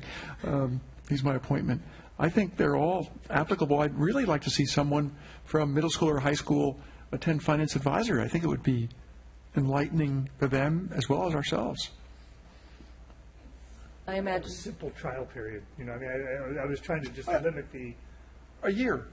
Well, this is Kristen's idea. I'd like to take 4 commissions with I know. a year. That's a pretty big bite of the apple. I'd like to have Kristen lead this because this was her idea, and I'd like to have her tell us what she'd like to have, and we'll try that program and see how it works out. Sure. I'm just really looking for anything that's going to get the opportunity for more youth to be involved if they want to be involved. And, of course, I want as much input as possible because, as mentioned, when I first brought it up, I thought, great, that's easy. Lots of cities have youth councils, and it's not so easy. Ironically, I thought traffic and parking would be something that youth might want to be on because of something like, I don't know, skating or bicycle safety. Right. But I imagine that finance advisory would be harder because I don't know a lot of youth who are just really stoked about accounting. Does our treasurer have any comments on that? Sometimes it's hard for Mike to stay awake. Which committees would you like to start with? I would agree that the Planning Commission, Arc and Site, that's not, we don't need youth on those committees. I think Art and Culture would be a good one. I think Commission on the Environment we already have, which is fantastic. historical museum and library, and then I think it's up for discussion if we think that finance advisory and traffic and parking are a good place for youth members. But I would agree that definitely history museum, library, art and culture, and environment. So that's 4 now. Would you be willing to add parking and traffic, and we'll see if we get any applicants? That's the thing, is we just have to try it and put it out there. And we will, we may be surprised or disappointed, but you don't know until you put it out there. Yeah. Can we advertise for applicants without changing the ordinance and see, as needed, as we bring them on, we can change things? I wouldn't recommend it. Oh. I anticipated that answer, but I thought I'd give it a shot. I think we really would like to be consistent about what we're looking for and what the expectations are. Then perhaps, not to overload the clerk's office, Which is down one. asking you to do 6, new resolutions or ordinances. How about as you produce the work product of the ordinance or the bylaw or the resolution, that we roll them in and just work our way through it? Except that would be good to advertise all at once. This is our program, we're advertising for this, we'll roll it out, and we'll figure out the ordinances. Maybe it would be better to do this and not to try it at the beginning of the school year, maybe the second semester in January, because we would probably have everything done by then and be able to advertise and... Yeah. Yeah, the recruitment can be once it's up and running. Because we're already at the beginning of the school year, we realize that. It's just, I think, going forward, that's... I think that's good. I think, as mentioned, the school year's already started. We don't want to just overload staff with all of these things that they need to do to kind of rush it out so that we can get people in for a full school year. We could start mid-school year, or, I don't know if it's what other thoughts are on spending this whole school year working it out and then starting it next school year. Why don't we just start? We're never going to get anything done unless we start. So my suggestion is we give staff the priorities on which what we commission need first to start with. is the policy, because that's the first thing I need to bring to you. Step it down, and it doesn't even have to be January. When you do, like I'd make art and cultural first, because we already have Commission on the Environment, art and cultural first, and as soon as that's done, then that's moving, and then the next one will be library, and then however the council wants to prioritize them, and just hit them one at a time as you produce the required documents. The first piece is the policy, so that's what I would want to come back with you. So back to the direction of what grade level. It sounds like we are fairly consistent. We do like the idea of the 1 year we do approve a non-voting member. Was there support for students residing within the SoCal school district boundaries? They don't have to be students of it, but just within that as the boundary. Right, whether homeschooled or in one of the district schools, or the 2 high schools. That does cut Aptos. Just as soon as you hit McGregor, right? That is not SoCal. Correct. Well, they don't have any high schools in their district, but I think that we should list. I'm just saying for the 2 mile 2 mile radius, you might get kids at Seascape. I think we should just leave it at the school district boundaries. Well, I don't want to deny a high school freshman or sophomore. So I was going to say Harbor, SoCal, and Aptos. Well, SoCal would definitely be within. That's in the Santa Cruz system. That's in the Santa Cruz school district. Well, yeah, I know. What I'm saying is... But the school is also located within to list those 3 as potential areas, because, we're going to be searching for youth to do this. I don't know if we're going to get a big onrush of applicants. So I want to be as inclusive as possible, and I think there's nothing wrong with including Harbor and Aptos in that list. So rather than including the specific schools, probably the school district boundaries, because... They're not going to probably be Capitola residents. Well, they know anything about Capitola. That's okay. School district boundaries, we're not being too Capitola-centric here. We're talking about including youth in government, not Capitola necessarily youth in government. Well, but they're going to be dealing with Capitola issues. So I think we want them to have some familiarity and some knowledge and experience in Capitola. Well, how many SoCal High students do you think live in Capitola? I don't know. We could ask, find out. So I'm saying let's not eliminate a large portion of thoughtful youth. I don't believe either of the Commission on the Environment students are Capitola residents. Right. How many of our residents go to Harbor High? Or Aptos High? They have the choice. So Most of them are SoCal. yeah. So this is something we would need to work out, is whether they're, City of Capitola residents or go to school within the City of Capitola. The clerk suggested within a 2-mile radius. We could pick a 3-mile radius, we could pick a 5-mile radius, or we could start naming school district boundaries. We could just say anywhere within the county. I think staff is agnostic on this. I think the question just becomes this balance between being familiar with the community and getting youth representation. And if we have multiple applicants, we can certainly make a judgment and say, well, we have someone who lives in Capitola and goes to Soquel High.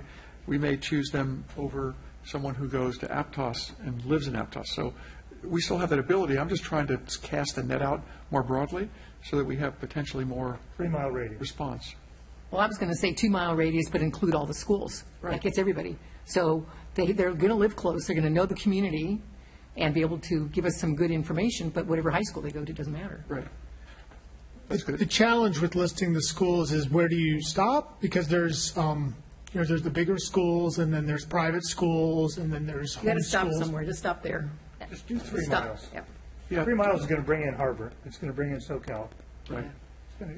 Will that bring in Aptos? I don't think it'll bring in Aptos. That's why I was going to say that the Capitola Soquel School District, and then name the 3 high schools closest. And that's it. You might get some of Aptos because people might live within the 3 miles, not necessarily. We weren't talking about 3 miles. You're talking about the school district boundaries. I was trying to go back to the School district boundaries to pick up the middle schools and, Main Street School, Soquel Elementary. Not that that's going to happen, but the school district has nice, easy boundaries. We use it for our Capitola Soquel School District and up to 3 miles. No, not 3 Soquel miles. School District And the school, high schools. and 3 high schools. Yeah, I agree with that. Okay. You want to make a motion? To start. That's my motion. Did we come up with an age limit And or grade limit? Are we going with B? Or were you going to try to modify? I was going to start with B, and then we could always modify it to A. But do we still need?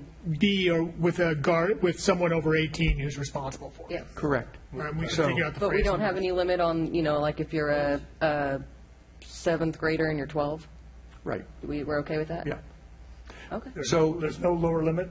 no lower limit. So all the commissions that you had asterisk, but to proceed as the resolution /bylaw /ordinances are written. Yeah, well, the policy would say it can be all of these, but it will not necessarily. Right. Until we adopt the resolutions, we cannot. It is within this is my motion is within the Soquel School District for high schools to include Soquel High, Aptos High, and Harbor. And do we want to list middle school and high school students to encourage middle school students that it's open to them also? If they say just students, they might say it's just high school, but if we list No, middle. we're talking about all students within the Soquel School District, which includes the middle schools. That goes all the way up to Santa Cruz Gardens. So Correct. Yeah, and, so I mean, it's a. and it's a those wide 3 range. high schools. Which would probably get you a lot of, Right. a And fair amount option- of harbor that would be interested in us would. Option B, where a parent or a designated guardian is present with the child. Do you want to make a motion? I just did. Is there a second? Second. Any discussion? All in favor? Aye. Aye, opposed? Motion carries unanimously. Good. Great start. Okay, Great so then I will bring the policy back first, and then we will phase in resolutions as. Right. We want the whole policy before we advertise for anybody. That's all of our business tonight. Any last-minute thoughts, announcements, prizes, surprises?